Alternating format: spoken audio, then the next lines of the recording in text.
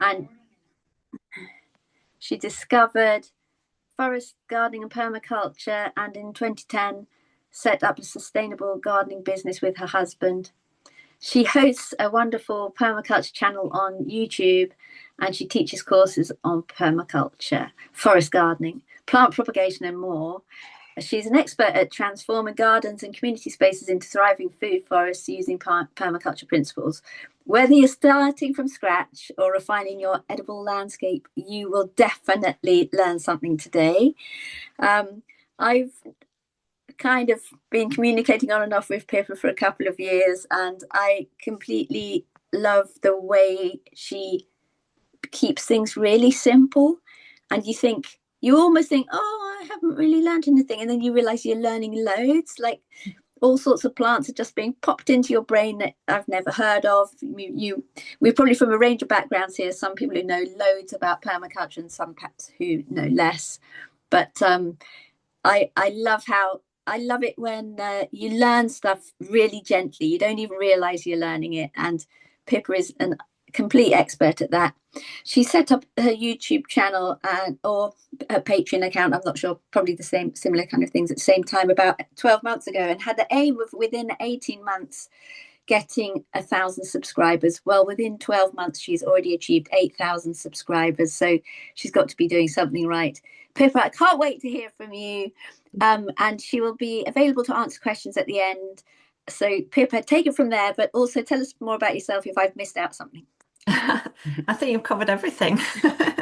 That's a lovely introduction. Yeah, thanks everybody for turning up. I'm really passionate about forest gardening and food forests, and so really, as a part of my contribution towards this festival, I just really wanted to talk about the different ways in which food forests could be a solution to food insecurity. So I'm going to look at a few different ways in which we could do that. And I think, if anything, Ginny mentioned about, my YouTube channel growing really well. And I think, if anything, it made me realize that people really love this way of growing. People are really interested in learning more about this way of growing. And that more and more, I think in the future, it could actually become a way that more people grow their food at home and in the community. So that's been really sort of encouraging to keep going and to keep trying to spread the word about food forests. So it's really great to have you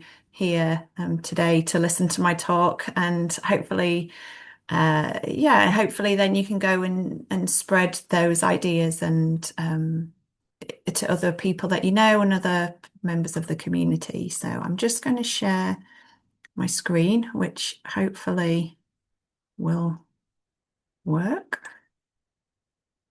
Right, there we go. Great. Can you see that all right? Yes, good.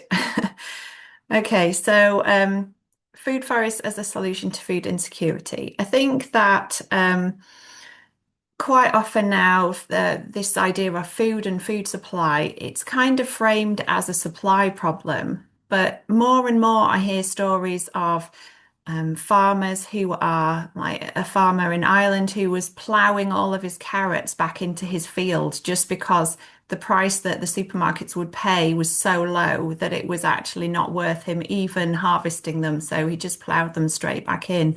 And so I think more and more that actually our food problems are more, it's more to do with the systems in which we grow them and the way in which we move these plants around, and that actually that is more of an issue than the supply of food itself. And so when sometimes we talk about these sort of, as the global population grows, how can we, we only have a finite amount of land, and so how can we grow more food to feed more people? But actually, if we just change the systems in which we grow that food, we have all the land that we need. If we start growing in a more sustainable way, and sort of looking less at disconnecting farming with communities and with people, then we could grow in a way that involves everybody. And so that's sort of what I'm going to be talking a little bit about today.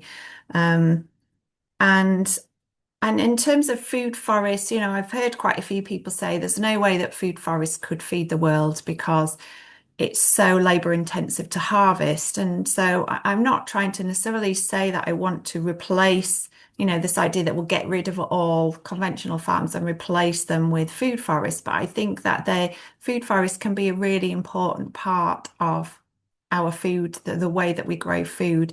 And the two ways in which I'm going to concentrate in this talk today is growing at home, how we can grow food forests at home, and also in community spaces in our green urban spaces as well.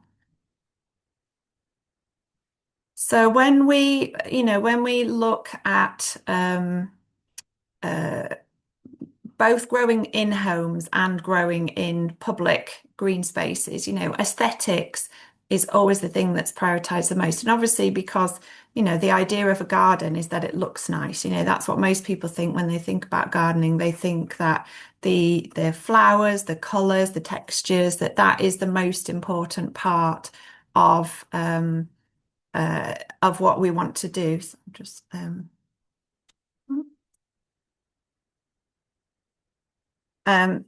And so really we always prioritize the aesthetics, but actually if we started to look at could these be productive spaces? Could we add in edible crops, useful crops?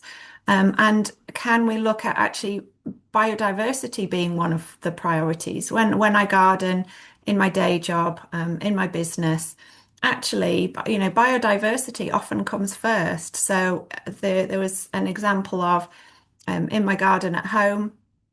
I had Gardener's World coming to film, which is quite stressful. You want everything to look perfect. There was an area that I had to clear to plant some vegetables. But when I went to clear it, I realized that some bumblebees had made a nest in this pile of brash that was had been put there temporarily to be moved.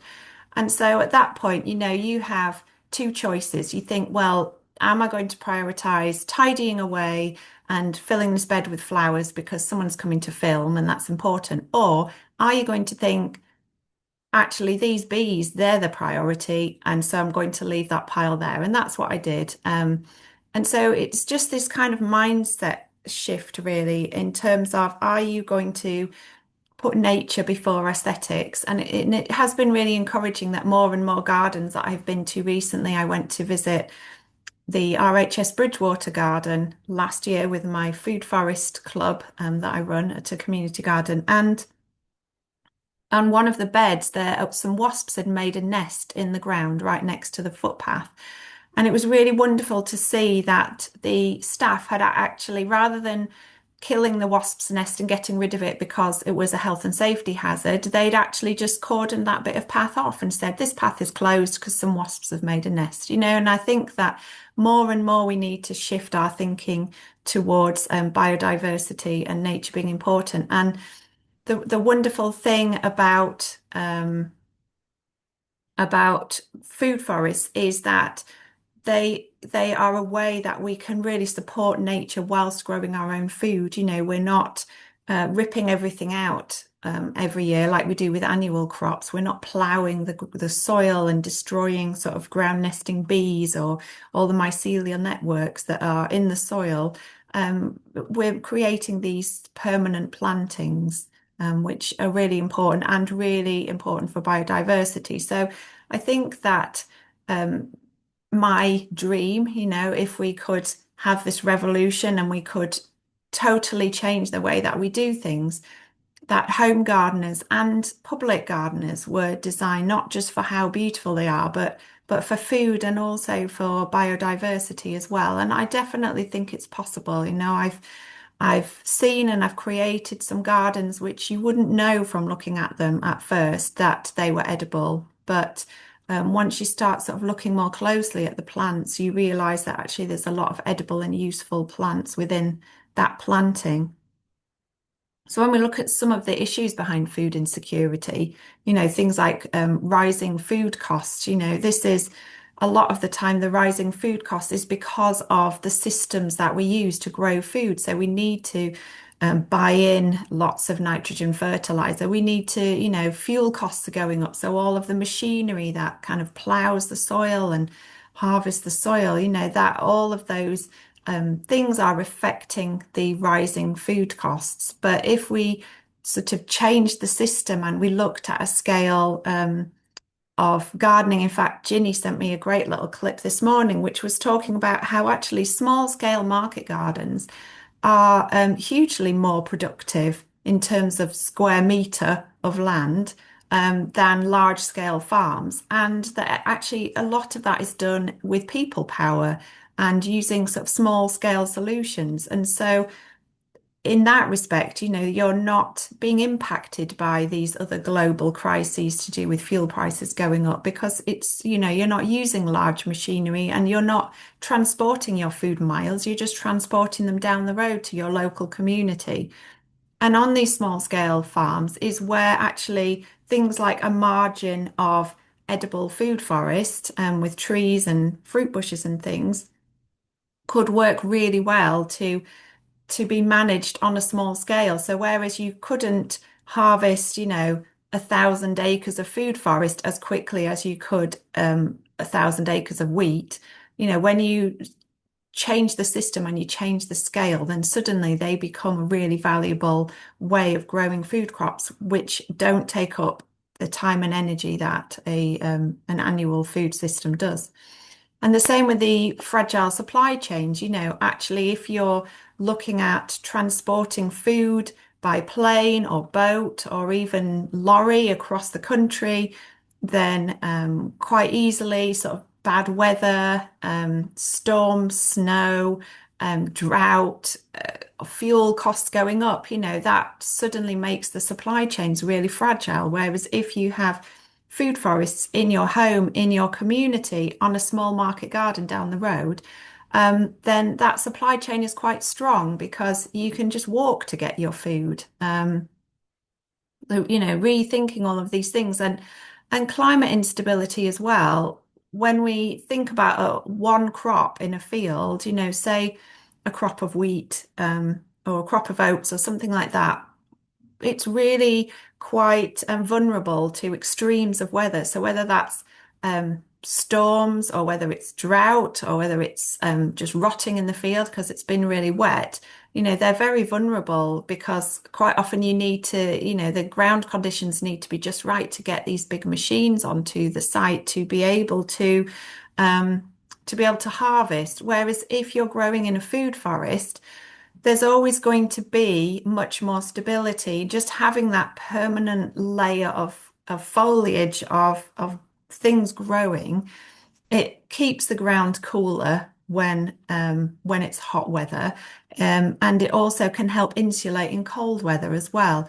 And it means that because you have this massive diversity of crops, then it means that you might have years where apples do really well, but some of the ground cover things like black currants might not. And then another year it might be the other way around because you have such a diversity of crops. There's always going to be some things that do well and some things that don't. But overall, you will always get a crop. And that's what makes food forests much more resilient to things like climate instability.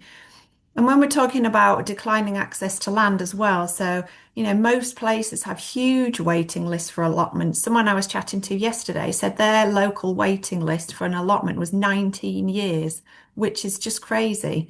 Um, and so when we then look at sort of public green spaces, whether that's sort of parks or roadside verges or, flower beds in the middle of a busy city square, all these, using all of these different urban green spaces opens up the possibility so much more for people to be able to go out and garden in those spaces. So it's trying to look at, in an ideal world, I think that we get rid of all the large scale farms and we go back to lots of smaller market gardens. I think that would be a much more resilient system for us. But it would be very, very difficult to make that happen. Whereas I think that if I went to my local council now and I said, oh, this flower bed that you're struggling to look after because of limited resources, could I take that on with a few people to grow food? I think they would be more than happy for me to take that on. So I think that access to land, means that we need to look at the green spaces that we've got and how we can use them differently. And in terms of being time poor as well, one project that I ran recently, which was reimagining my local town. It was called Imagine Keithley, and we did quite a lot of work going out talking to people in the community and saying, what are your barriers to growing food? And actually, access to land was quite low down on the list of reasons. The biggest reason was time, actually people just struggling, having to work two, sometimes three jobs just to be able to pay the basic costs of living, meant that they didn't have the time or the energy after work to then start growing their own food. And I know from my own personal experience, I try hard to grow as much of my own food as possible, but running a full-time business and having a family that I actually would like to spend time with as well, and my limited energy levels means that I would really struggle to grow all of my food to be self-sufficient, even though I have all the skills and the knowledge and I have a garden in which I can do it, So um, time is actually one of the reasons, less people have allotments, less people, even if they have an allotment, less food is being grown on it because of the time needed to fully make use of the whole space. And also physical limitations. So it's all right saying, oh, we should all grow these, grow food in our gardens, but people with disabilities and chronic illness or people as they get older, there are all these limitations to think about. So if we had these sort of food forests, foraging opportunities for people in public spaces, it means that they don't have to grow at home. They can go out into the community and forage from public spaces. So I thought I'd go into a little bit more depth as well about what is a food forest, just for anyone who doesn't know, and also just to sort of give I suppose, just some reassurance about that food forests can all look different. I think there's this idea that a food forest has to be literally a forest, that it has to be an acre or it has to have these massive trees. And that, when I'm saying, oh, let's all have a food forest at home, you might be thinking, well, I've only got a tiny garden or one raised bed. How can I fit a food forest into that space? So I just wanted to go through what a food forest is and how I define it. And then maybe it would make more sense when I talk about growing these in sort of, parks and gardens. And really, when we talk about a food forest, the forest side of it, it's not necessarily what we're trying to achieve. It's not that we're trying to grow a forest. It's more that we're taking inspiration from the natural ecosystem of a forest, or more accurately, a small natural woodland. So once you get to forest, you've got, all these huge trees, the canopies have knitted together, and there's not necessarily so much light underneath unless you're in a tropical rainforest, So what we're looking at really is we're looking at where a forest maybe meets a woodland edge. And so you've got sort of a bit more light coming in. And so we're looking at how all the different layers of the vertical space are filled with plants. So unlike a normal field of crops, so how things are grown on a farm is one crop is grown in one space, so like a field of wheat or even an apple orchard, just full of apple trees, but nothing underneath them because they don't want anything to compete with the trees. And really, a food forest is using all of that space. We're trying to fill this space with as much growing matter as possible. And this is partly why food forests are actually really good for capturing carbon, just for the mass of growing vegetation that you've got, of permanent structure that you've got in a food forest. So we start with the sort of the tree canopy layer, and usually we say that a food forest has 7 layers. That's sort of the general way that somebody in the past. I'm not sure who at what time decided that we'd go with these 7 layers, but it was just a way to break down the ecosystem of a forest and how the things grow in it into a really easy to understand way. So we've got sort of the large canopy trees. So this could be something like an oak or a sweet chestnut, sort of these really large trees. So that's like the canopy tree layer. And then under that, we've got the smaller trees. So this could be things like apples, pears, plums, hazel, and the sort of slightly smaller trees. And then we've got the shrub layer. So that could be things like currant bushes, or it could be perennial kales, which get to be, quite big shrubs. Um, Underneath that, we've got the herbaceous layer. So this is sort of perennial vegetables. So it could be things like chives or walking onions or mint or lemon balm, that kind of herbaceous layer. Then below that, we've got a ground cover layer. So these are plants that fill in all the gaps so we don't have any bare soil. In nature, you rarely see bare soil unless something has physically disturbed it. So we've got ground cover plants, things like alpine strawberries or bugle. Then below that, we've got the root layer. So this is where the crops, the bit that we harvest is actually growing in the ground. So things like potatoes or beetroot or Jerusalem artichokes. And then growing up through all of those are the climbers, really making the most of that vertical space. So that could be peas or beans, it could be honeysuckle, kiwis. Um, so you can see how this is all about growing all of these plants together rather than having them in separate areas, like we do in conventional farms. And we do that in conventional farms just for ease of harvest. That is really because we need to do to mechanize the harvesting system. But on a smaller scale in our own gardens, in our communities, on small market gardens, then these systems are really valuable because um, they are really taking this shift from sort of constant input of conventional farming the way we do it now.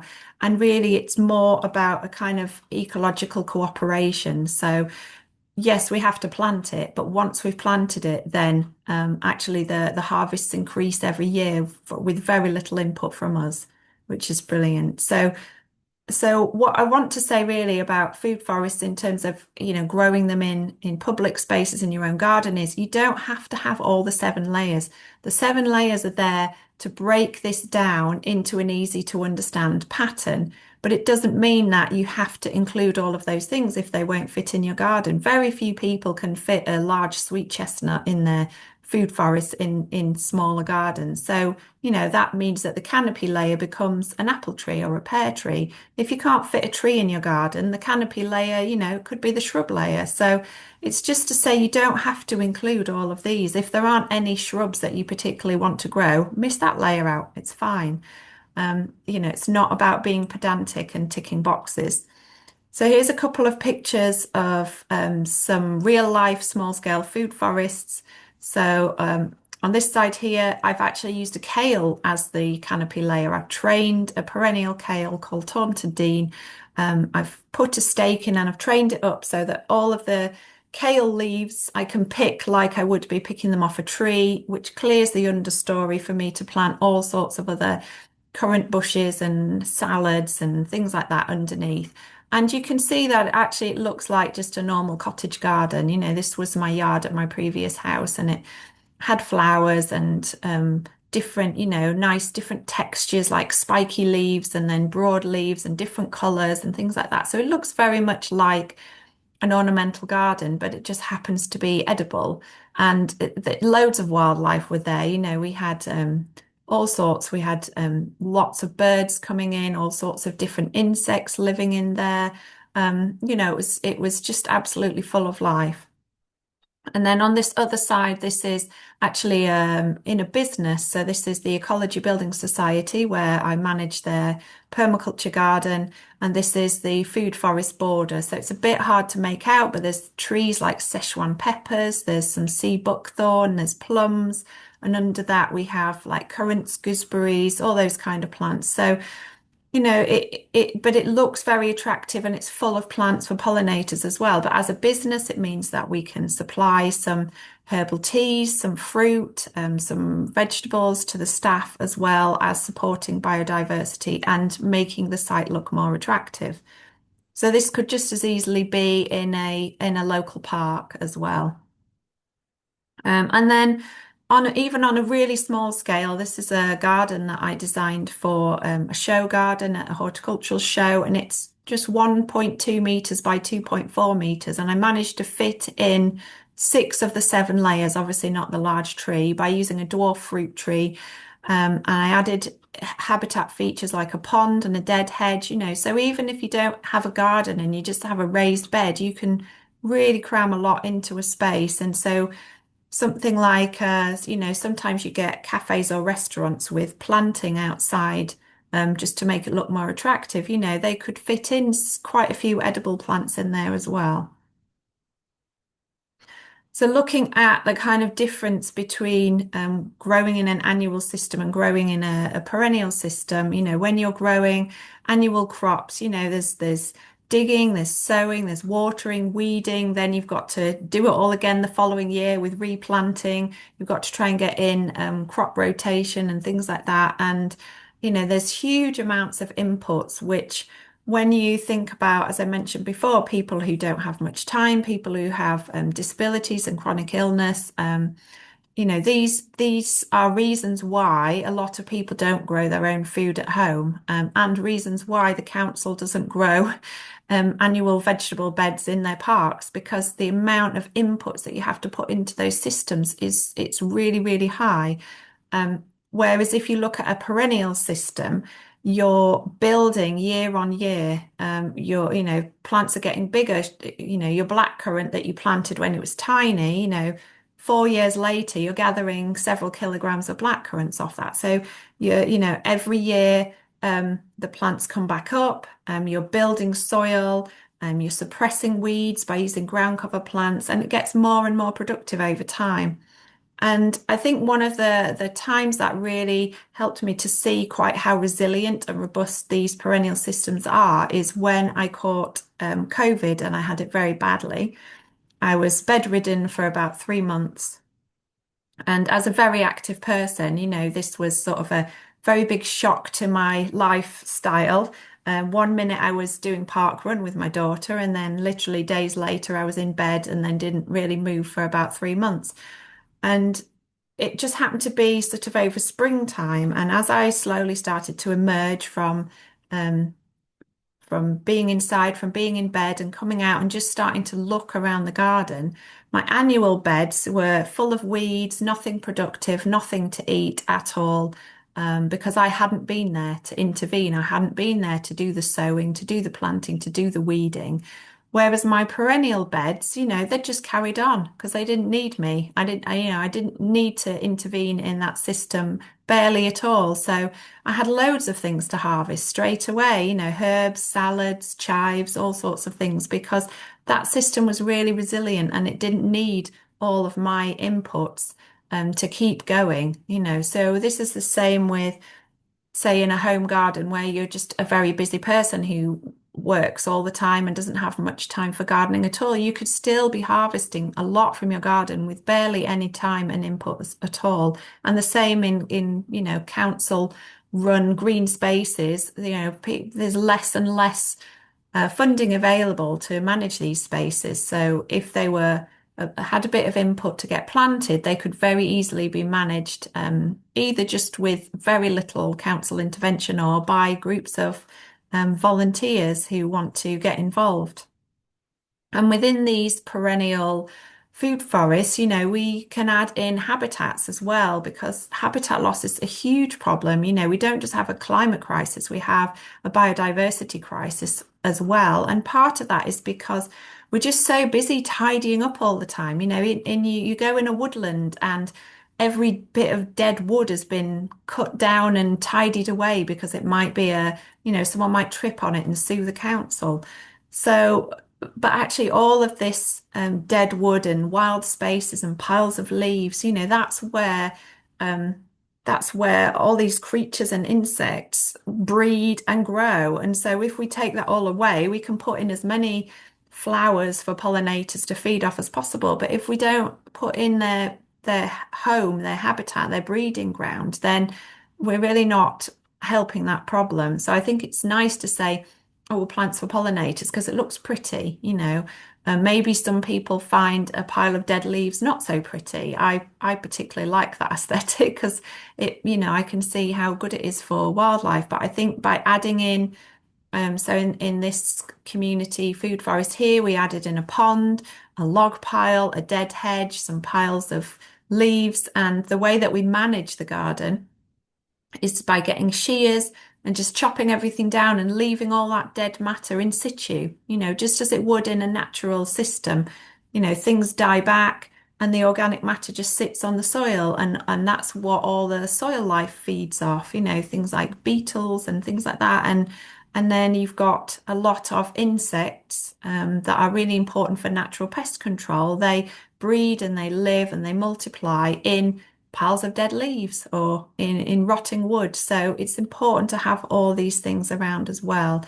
And so I think that, you know, we can add these things into food forests in public spaces in our own gardens really easily to help to support biodiversity, to sort of try and bounce back a little bit in a way that large scale farms are not going to be doing.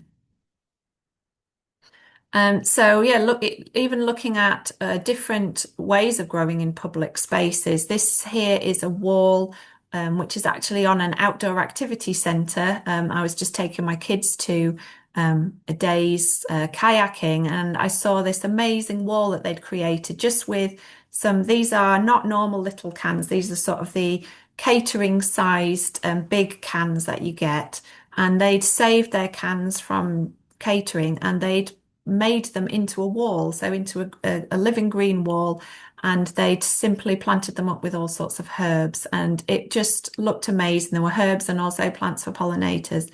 And so it just shows that even if you're sort of a small business that doesn't even have any green space because it's all car park, you can still manage to fit these sort of edible wildlife spaces into your green space. And the same at home, you know, I know lots of people who have just a yard and maybe it's rented accommodation and they don't want to be, you know, they can't be digging up all their paving and turning it into flower beds, you know, actually putting vertical green spaces and particular planting it with edible plants is a really great way to get more crops. So whether you do use pallet planters or you can get these sort of green wall systems now, you know, I've grown in these green walls. I've had things like wild strawberries, nasturtiums, salad crops.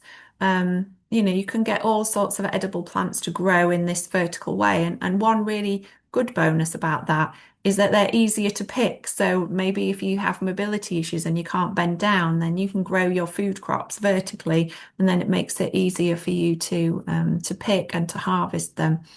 And more, we see sort of large buildings in cities and things using these green walls. Quite often they're not edible crops, they are just plants that help to sort of cool the urban heat and to make a building sort of look, you know, much more interesting. But there's no reason why these sort of green walls and vertical green plantings in public spaces couldn't be edible as well. And you know, you might think, oh, well, that's not really growing in a food forest, but you know, we're still stacking, we're still layering, we're still using that vertical space. Mm, mm, Just a minute.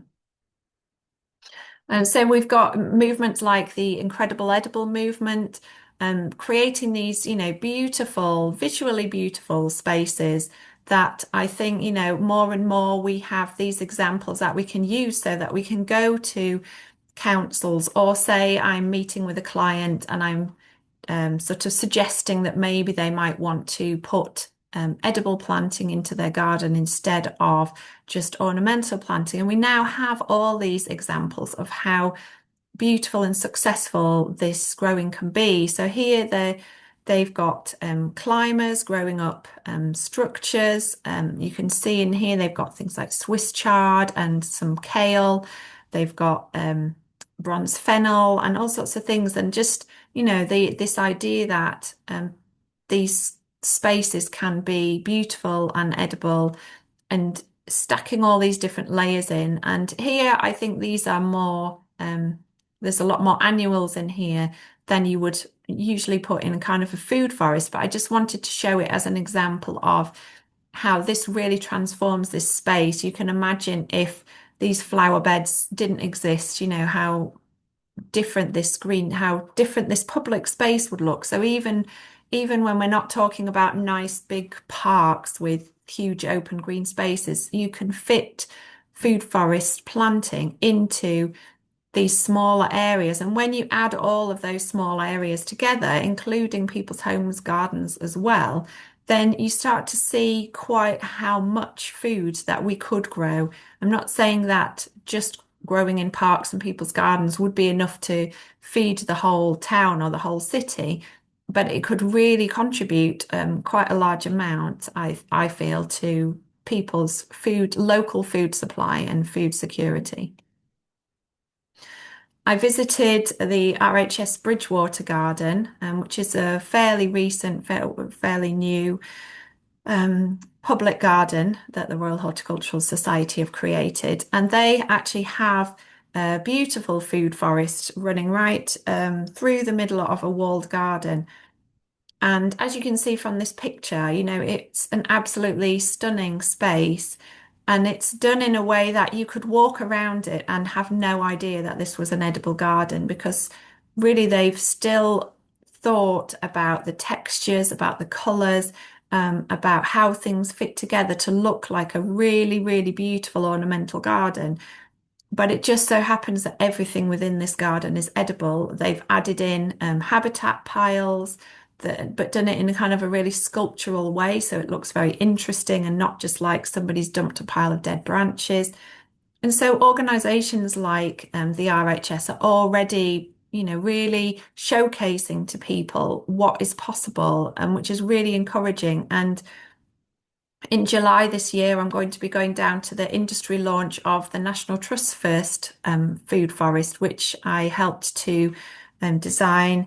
And that's amazing that the National Trust is now showcasing, it's quite a large scale food forest that they're really excited to launch. And so more and more there are real life living examples that we can use when we're trying to encourage our local council to look at creating, and also for people who might have small market gardens as well, to be able to come and to see things growing on a smaller scale rather than a kind of agroforestry scale of tens of acres, to be able to see on a smaller scale what plants grow well together, how to lay things out, how to manage things. We've got these living examples there.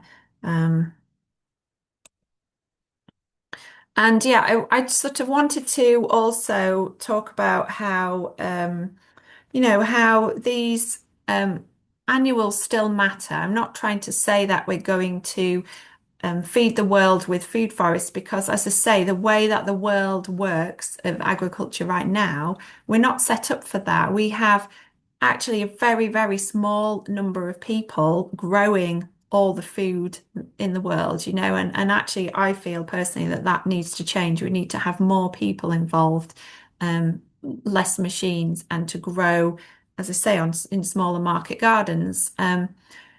And so I just really wanted to make the point that for people who feel that food forests are too small scale, they're too hard to harvest, but actually we're not just looking at maximum yield, we're looking at resilience. We're talking about food security, and food security, resilience is a large part of that. So if our large scale farms are going to be hugely affected by not being able to get hold of fertilizers, not being able to afford the fuel that they need to use all the machines, then that system is not a resilient system, and it's a very insecure way of growing our food.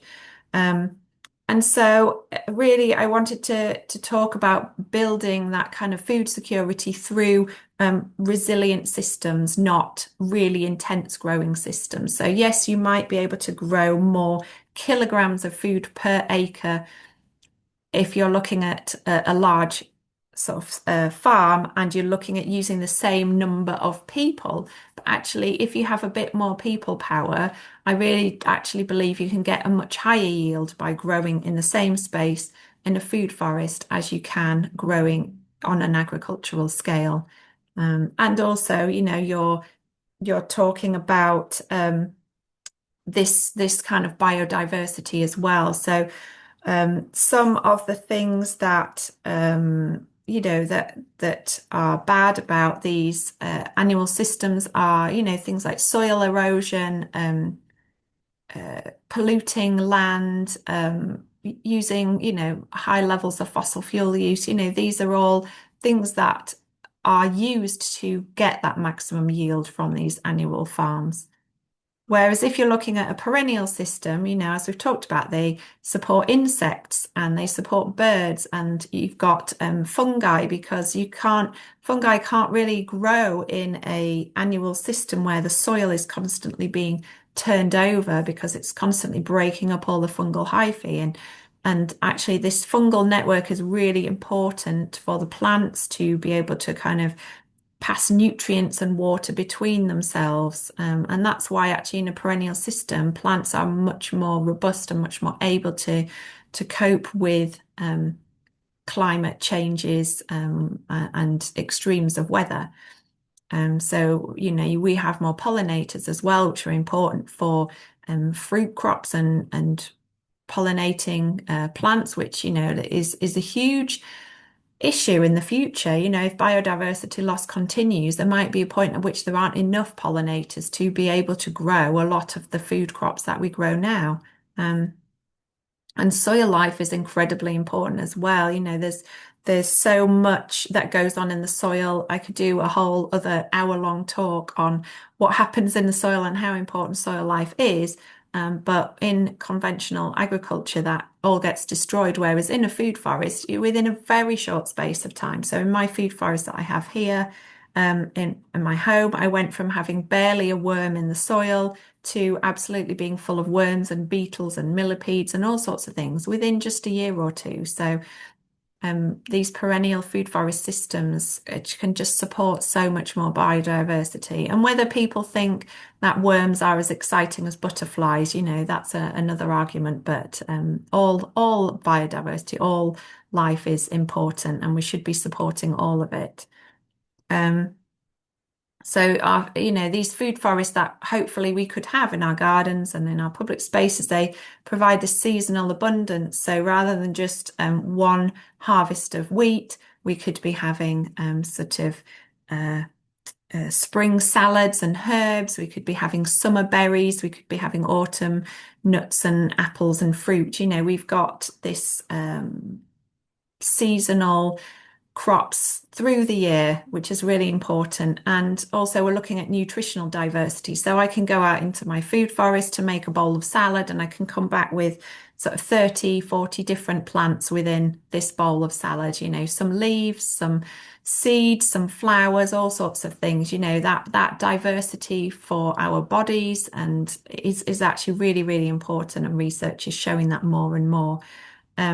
We have a reduced dependency on global crises, such as is happening at the moment. And we have these community harvest opportunities, as I mentioned before, for people who just don't have the time, the resources to be able to grow their own food. They have the opportunity, just to be able to go out and pick a bowl full of raspberries for your family that there's no way that you could afford to buy in the supermarket because they're so expensive it is actually a really, really valuable thing.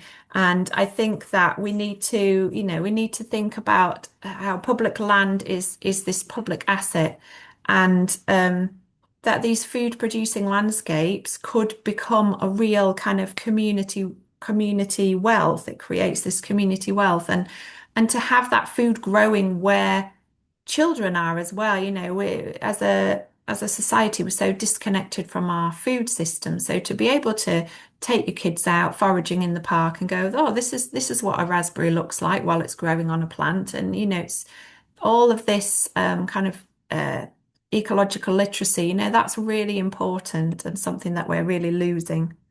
So yeah, what could this look like? I think this picture kind of really captures it perfectly because you can see these sort of fruit trees and food crops growing. But what's really important is where all the people are. There's people coming and looking and picking and eating um, and you think about all of the biodiversity, the abundance of wildlife that this sort of scene is supporting as well as providing food for everybody. And so I think when we think about these sort of perennial systems kind of building um, food resilience, building biodiversity, we could think, well, what could this sort of food resilience look like?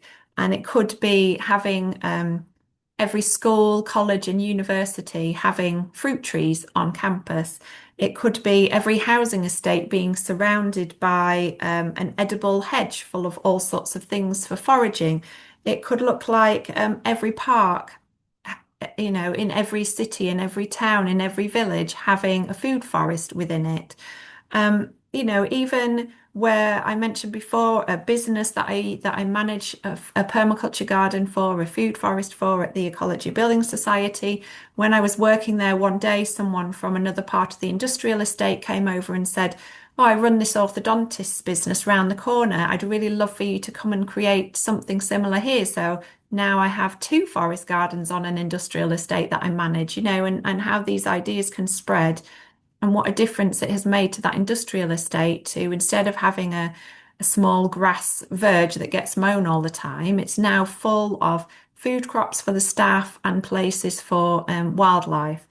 And so I think, we have to think about how in our own gardens, how we can start to swap out some of the ornamental plants and add in some equally ornamental edible plants. Um, and how maybe councils can start to audit their green spaces and look at whether some of those could be used for food growing. Um, and so these are sort of some ideas that I just really wanted to share with you today, and in the hope that maybe it might inspire some of you to think about growing your own food forests at home. If you already know about food forests, sharing those ideas with friends and family and encouraging neighbours even. And if you have the time to approach your local council and see if maybe you might be able to encourage them to use some of their green spaces to grow food. So I'm going